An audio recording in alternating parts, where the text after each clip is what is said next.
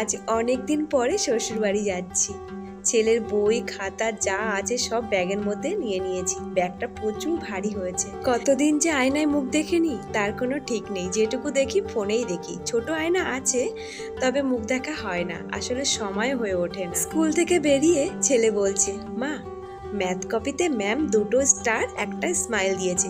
আমি বিশ্বাস করছি না। বলছে যদি সত্যি হয় তাহলে তুমি আমাকে কি দেবে? আমি বলেছি তুই যা চাবি তাই দেবো। ছেলে বলছে তাহলে তুমি আমাকে কিছু খাবার কিনে দিও। ট্রেনের মধ্যে অনেক রকম খাবার উঠেছিল। ও বলছে না আমি এইগুলো কিছু নেব না। শিউনালি নেমে 2-3টে দোকান ঘুরে লাস্টে কি নিয়েছে জানো? 5 টাকার ছোটা ভীম রিং। আমি বলছি তুই আর কিছু নিবি না? বলছে না মামা আমি এতেই খুশি। বাংলা এখনো কিছুই শেখেনি, অথচ দেখো বোর্ড থেকে কি সুন্দর টুকে নিয়ে এসছে। স্মাইল আর গুড তো অনেক পেয়েছে, কিন্তু স্টার আজ প্রথম পেলো, কারণ আমার ছেলে বলছে মামা আমি সবার আগে ম্যাথ কমপ্লিট করেছি, তার জন্য